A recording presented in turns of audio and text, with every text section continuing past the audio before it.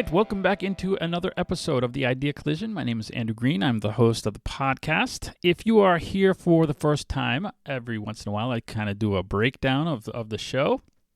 Very simple. If you are used to political commentary or social commentary, then you might have come across this accidentally while browsing, one of those YouTube kind of or whatever podcast suggested for you kind of thing. And you will find this out of the ordinary if you run in those circles. Now, those topics do come up from time to time, but my interest always is the spiritual side of things.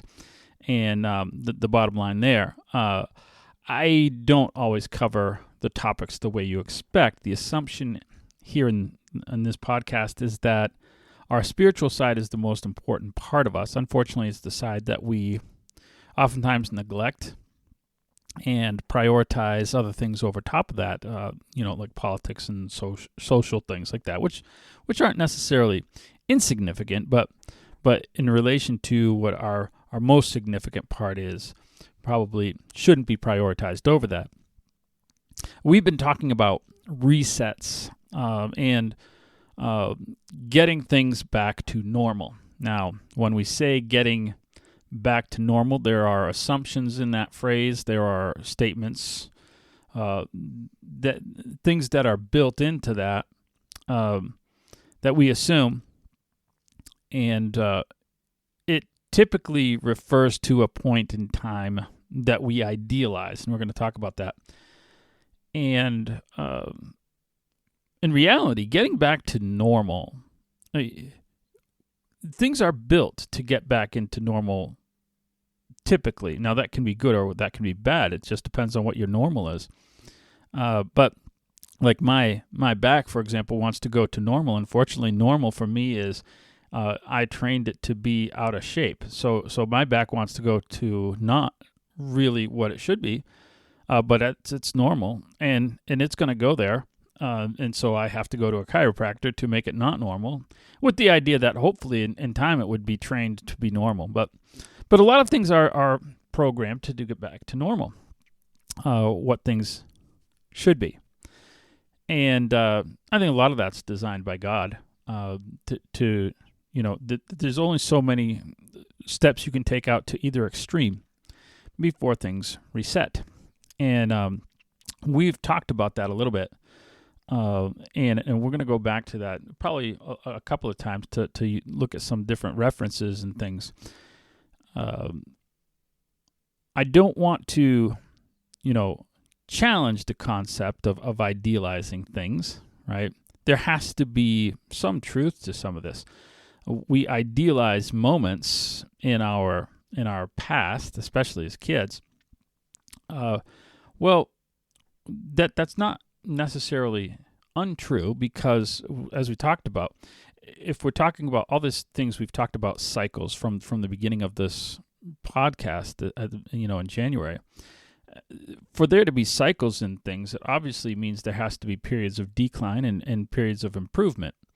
So there has to be moments that we're at least, maybe if not ideal, a lot closer to it than we are now. So when we say reset, that implies a decline in some way, and we're fixing it. And so there are cycles. There are better times. There are worse times. I don't know if things have ever been ideal, but we do tend to idealize. We tend to filter out and say this was the perfect time in life. And it tends to be a moment from my life. I don't go back to some time before this is when we should go back to. But, decline cannot be a constant. Otherwise we'd be living in hell. If things had constantly gotten worse from the beginning of humanity, what would it be now? There has to have been periods of reset. That means sometimes have to have been better than they are now. Also means that probably sometimes we're worse than we are now. The chance that we're living in the worst or best moment is not likely. So we idealize some of these moments, and one of the things that we tend to idealize, the situations that we idealize, is prosperity. for a lot of reasons. Prosperity represents several things to us. First of all, it represents for us stability, right? When we have prosperity, things tend to be the same every day we wake up, right? We have a roof overhead, things, provisions, whatever. That goes right along with the other thing we like is security. Those two things kind of go hand in hand, stability and security. We expect that if we have money, if we have whatever, that those physical needs, that those things are going to be there. Prosperity also tends to equal independence.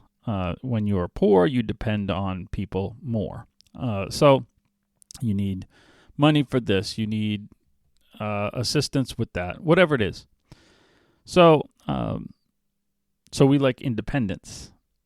When I'm successful, then I won't have to do this. I won't have to rely on that. So, and then of course we get so far out of our lack that we then turn to comfort.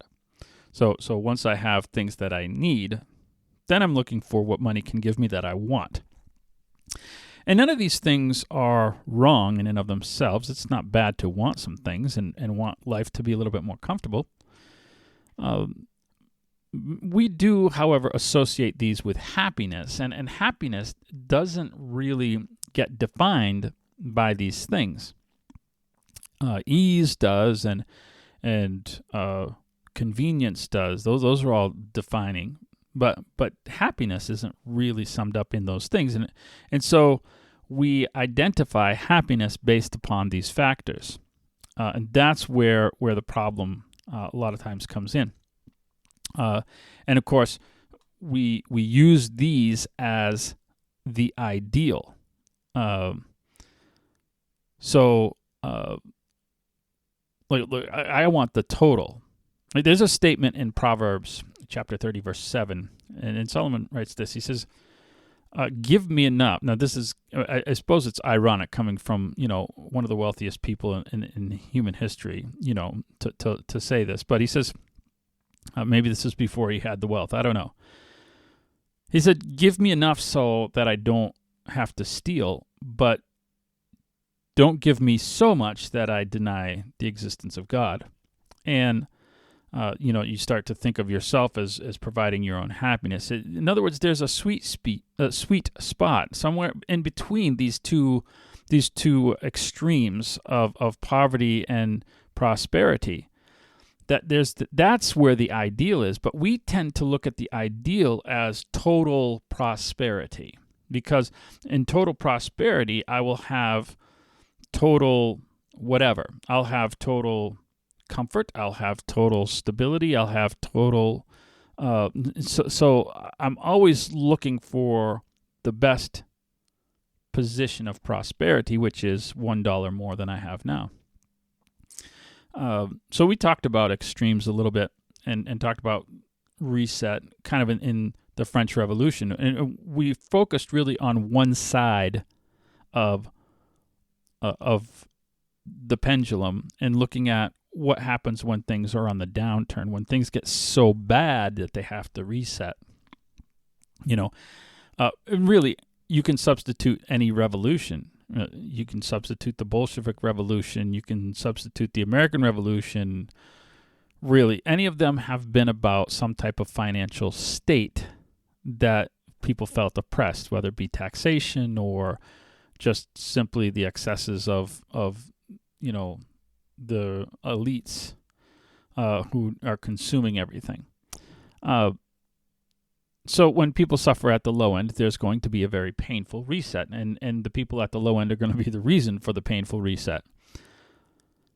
Well, history is also full of resets at the other extreme. We'll probably talk about a couple of these over the course of the next couple of podcasts, but I want to, look at one. So the United States had a period of success. It was called the Roaring Twenties. It was a famous period of time, idealized in a lot of movies and things like that. People had money. They had it coming everywhere, and in some respects, it looked like a responsible era because people were investing. People were doing a lot of investing. This is really the heyday of the United States stock market, which quadrupled from 1920 to 1929. It's never done that at any other point in time, right? I mean, unless, if you're talking about when it first started. But I mean, after the stock market gets off of the ground, this is the greatest growth that it's ever experienced. And so like it just like people could pick any stock and it was growing, and it was like, wow, you can't make a bad decision in the 1920s, seemingly. And so people had money. It was growing. Everyone was doing great. People had property. It was incredible period of time to live in. And so, it became an era of excess because people had so much. They're turning, needs are certainly met. And so now there's all this extra wealth to spread around and do other things with. So then you turn to comfort. And so then, of course, you have technology that's coming in. And I know it sounds strange, but refrigerators or like things that people didn't have. I mean, people had ice boxes up until this period of time, or what have you. And automobiles are becoming popular, and a lot of things are becoming popular that we, of course, take for granted today. But they were new, and people could afford them because they had all this money. Probably this era is best summarized in the book The Great Gatsby, which I've never read, by the way, but I just kind of read reviews about it and not sure I ever really want to read it. And but the book is really details a lot of excesses, which I know about, so I don't really need to read a fiction work about it. But this great wealth prompted really immoral living, just decadent living. We tend to think of the 60s as this period of rebellion and wild living and the rock and roll and the drugs and stuff like that. But that was true. The hippies were, however, a subset of society. There's actually they might even be the minority. There was a lot of things happening on the other side. I mean, that generation produces yuppies. So, and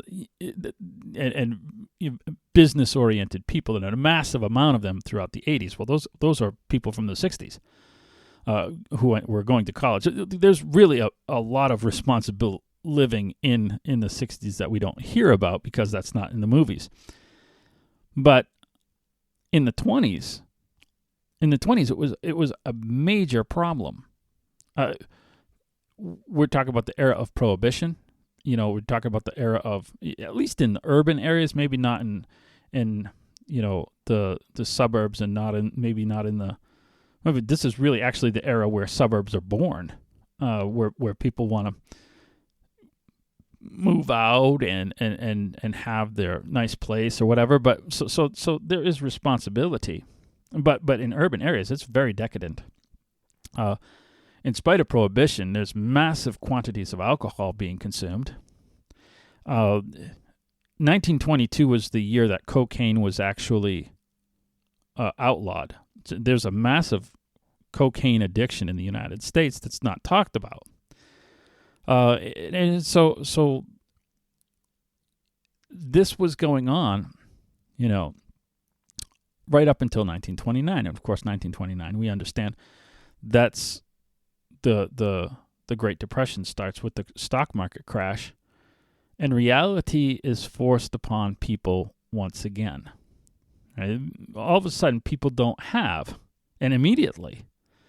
And there's that tornado of a sudden reset. From the other end of the spectrum, it's not the poverty that has reset things, but it's the excess going way out and above that things have gotten out of order and has to be reset. Well, most of us probably know people who lived through the era of the downturn, right? Your grandparents or great-grandparents, depending on how old you are, probably. So my my grandfather fought in World War II. So he remembered the 30s. He passed away here a few years ago, and in his 90s. So, and I'm 50. So if you look at people who experienced the 20s as able to remember it with the reality of what it was as adults or almost adults, probably most of us don't remember people. If you have to be older, significantly older than me to remember those people that experienced that as adults. And so we were kind of losing our connection to what life was like. And so we're losing checks and balances on hey, this probably is not the way we want to be going. So we're going to start to make some of the same mistakes that were being made then. And the emphasis on prosperity is coming and coming and coming. And it's not that people have ever wanted to not be prosperous, but that total emphasis on the priority is going to get out of line again, and that's what's going to happen. And we'll probably experience something similar to that. And that's the process of these cycles that we go through. Well, these have happened throughout history, these types of resets. And unfortunately, a lot of them are smaller. So a lot of us remember little downturns in time. The housing bubble or the tech bubble, or those are little things that get our attention. We go, I need to be more responsible, or maybe it even makes us think of spiritual things temporarily. Very seldom do we experience something that makes us really, like even something like 9/11 or those don't really, those just temporarily get our attention. It really takes something major and something catastrophic to the entire country to really get people's attention. Something like what's going on, say, in Ukraine or probably Israel or whatever, to really get an attention that is going to last a lifetime and make a major change, something that was national in the terms of like the Great Depression. So, we've been reading through the book of Judges as a family, and it's just so frustrating, to see people, they have a problem. So then they go and have all the suffering that goes with the problem. After a while, they're like, okay, we probably should change. Because they change, God says, okay, I'm gonna help you out of your problems.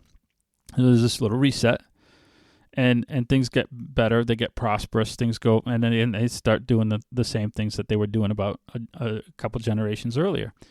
And it just goes on and on and on, and cycles and cycles for hundreds of years. So it's like you're frustrated. Why don't you ever learn the lesson? But it goes between these two extremes. We tend between these two extremes instead of finding the sweet spot between the two moments. We want the total everything. And so we don't ever stop and say, this really is a good place to be. You can look at this in business too. You can look at businesses. We've all reminisced about businesses that have gone under. Sometimes they just have bad business practices, but a lot of times it's just simply greed. They never got happy making the money they were making. We have employees, we're making money, we have a good product. It's not to say that we shouldn't improve our product because someone's going to take our business here soon, but a lot of the bad business practices that they have are in not being content where they're at and having to have a greater market share. In other words, that's where they aim at, having greater market share. So we're a restaurant that does this. We're not happy making a quality item that we make. Maybe we need to improve the quality. No, we're going to try to do a different thing that's really not in our genre. We're a burger joint that's going to start having tacos, or like that, or we're a taco place that's going to start having breakfast. Like, I don't want breakfast tacos. But it's this emphasis on trying to gain market share, and pretty soon you're like, where did that place go? Yeah, well, They weren't content doing what they do and doing it as best as they could be. They wanted to make one more dollar. They wanted to make, have this much more of the market. And that's a lot of times the same idea that we get into as people. We're not content where we're at.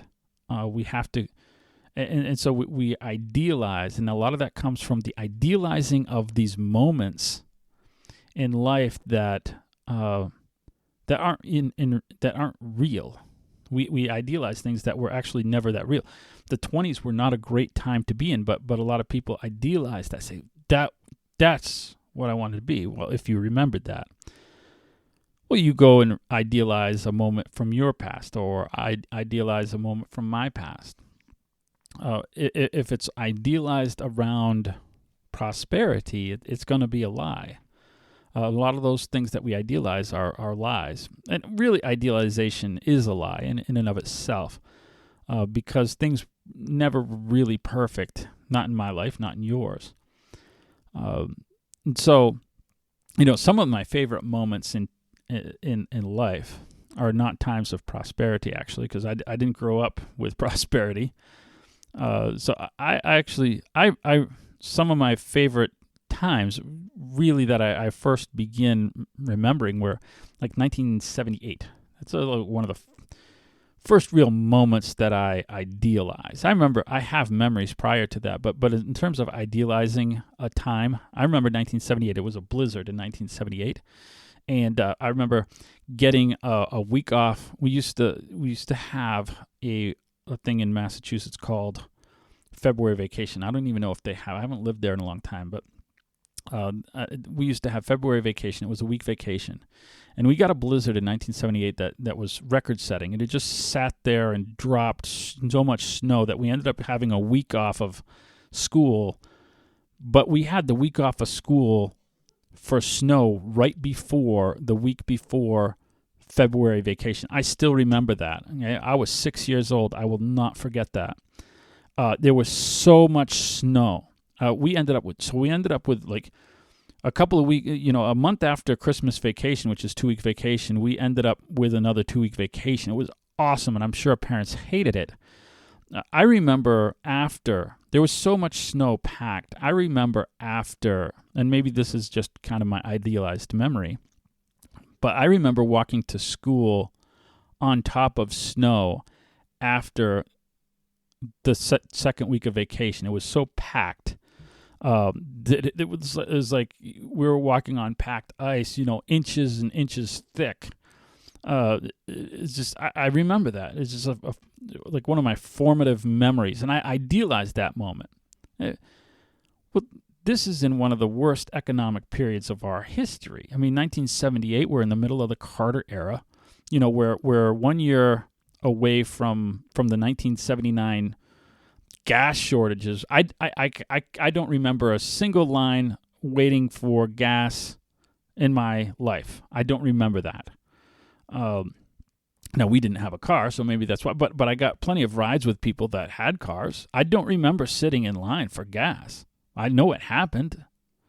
So in 1970, I would have been in second grade. I remember second grade. I don't idealize those moments. I idealize the other moments. I idealize the family type things and the nostalgia type things, not the money things. I know that we didn't have money. That wasn't important to me as a kid. Family things and church things, and those are the moments that I remember from my childhood. Those memories that surround people,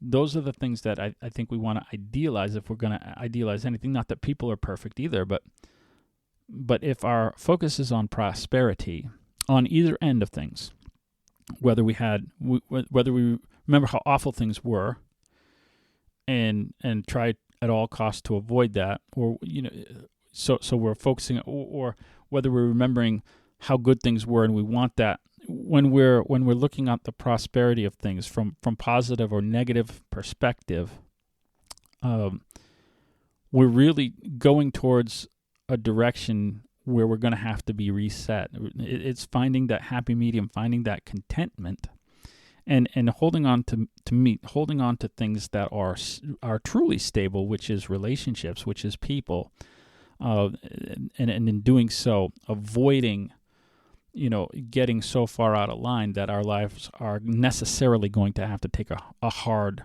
reset that really affects us long term. I hope that helps you in some way, trying to refocus your attentions on and reevaluating kind of where your emphasis is on things in your life and how you define happiness. How we define happiness is how we set our goals, and in doing that, we may end up setting goals that are unreachable or unrealistic, and we end up doing things to achieve our goals that are going to hurt us and hurt others around us, be it our children, our family, whatever, friends in the long term. So I hope this helps you in some way. Share it, like on Facebook or subscribe, whatever you do. Try to share some of the thoughts that come from this and make some positive changes. And we will see you next week here in the Ideal-ology.